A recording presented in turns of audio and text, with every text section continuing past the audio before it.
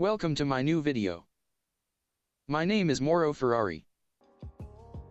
What are Fibonacci retracements? So Fibonacci retracements are key levels based on the Fibonacci number that lets you identify the end of a pullback. And we can generate these levels by using a tool called the Fibonacci retracement tool. Now the question is, why should you use this tool to identify pullbacks? Let me give you a scenario. So let's say that the current market is trending and you're looking to enter a position. Now we know that the best time to enter a position at a trending market is to wait for the trend to make a pullback. So as price makes a pullback, you can enter a buy position at the end of the pullback before the price continues with the main trend. And so, how do we know that this point will be the end of the pullback? Well, in my previous video, I mentioned that a pullback tends to end at a previous key level, like in this example. Here, we can see that the price went up and consolidates at this level, making this a level of resistance. Next, we saw the price broke through the resistance level and made a pullback. Now notice where the pullback ended, the previous resistance level that we drew earlier. And so it's widely known that pullbacks tend to end at a key level. However, what if the chart looks like this instead, where the price went up and made a pullback, but there are no previous key level? How do we know when this pullback will end? And this is where the Fibonacci retracement tool comes in. So as I plot the tool onto our chart, notice that we now have these Fibonacci-based key levels generated by the tool. And as you can see, the price hits one of the levels and bounced upwards. So it's widely known among traders that price tends to respect these levels. Another example of this would be the S&P 500 market crash back in March 2020. So here, as we apply the Fibonacci retracement tool, you can see that the level predicted the exact bottom of the market crash. And now, I'm going to show you how to apply this tool onto your chart and how you can use it to find high win rate trade opportunities. Now, if you're using TradingView, the Fibonacci tool can be found on the right side of the screen. So you click it and select Fibonacci retracements. Now for the settings, I want you to copy this exact value so that it'll be easier for you to follow along. And so here's how you apply the tool onto your chart. So the first step is you want to find a clear trend. Like in this example, here we can see that the market is clearly moving upwards. Now, once you've identified the trend, the next step is applying the Fibonacci retracement.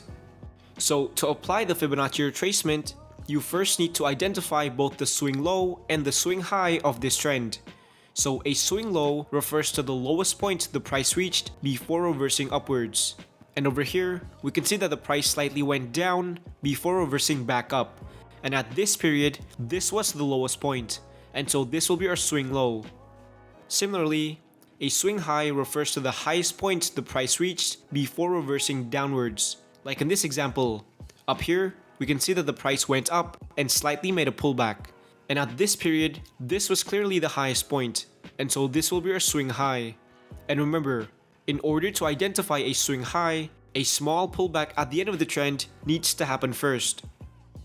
Now, once you've identified the swing high and the swing low, the next step is drawing the Fibonacci tool by connecting the swing low to the swing high and then drag it to the right to extend the levels.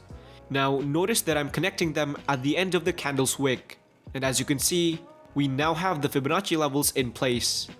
And again, I advise you to follow the custom settings that I have so that it'll be easier for you to follow along. So now, I'm going to show you how to utilize these levels. So starting from the top, you have your 0% level, which is basically your starting level. And below that 0% level are your Fibonacci retracement levels, which are levels where the price may pull back into.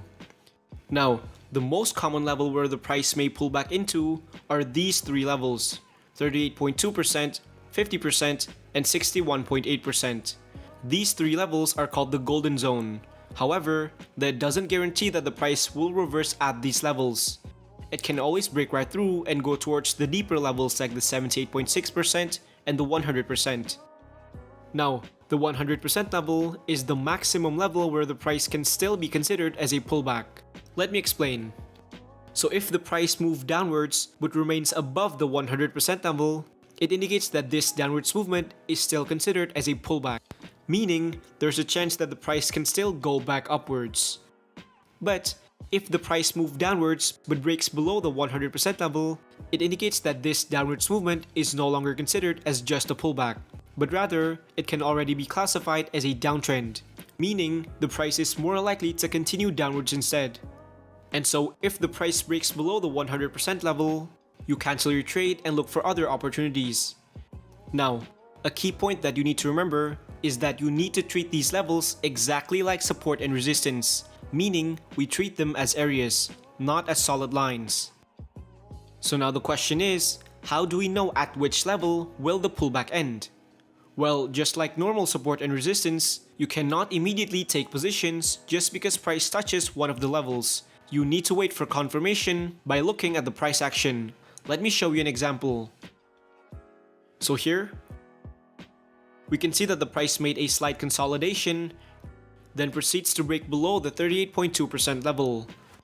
Now, what this shows us is that price is clearly not respecting this level because it showed no reaction at all, meaning the price will not likely bounce at this level. Next, we can see that it also broke the 50% level without any reaction, again indicating that the price doesn't respect this level. Now, as price approaches the 61.8% level, notice what's happening. The price showed a small reaction at this area as it failed to break below it multiple times. But remember, a reaction doesn't equal a trade because price can always react to a level but still break right through, and so you need further confirmation. Next, we also spotted a bullish engulfing pattern, which is when the second candle's body completely covers the previous candle. And so what this shows us is that not only do we have a reaction at this area as shown by these candles rejecting, but we also have upwards momentum as shown by this bullish engulfing pattern. Then, to further confirm the upwards momentum, we can see that the next candles after that are multiple green candles breaking above resistance at the 50% level. Now, let's recap what we have currently. First, we have price showing a reaction at the 61.8% level as shown by multiple candles failing to break below it. Then, we have a bullish engulfing pattern indicating that there's some sort of upwards momentum at this level. And finally, we have multiple green candles breaking above the resistance at the 50% level, which further confirms the upwards momentum that we already have. So based on the price action, it is likely that the price will bounce off at this level. And so this is a good opportunity to take a long position. Now, just in case the trade fails, you need to have your exit strategy in place. So for your stop loss, you can place it at the swing low, and for your profit target, I like to set it at the 0% level. And as you can see, the price hits our profit target, and so this counts as a successful trade. If you liked the video, please subscribe to my channel.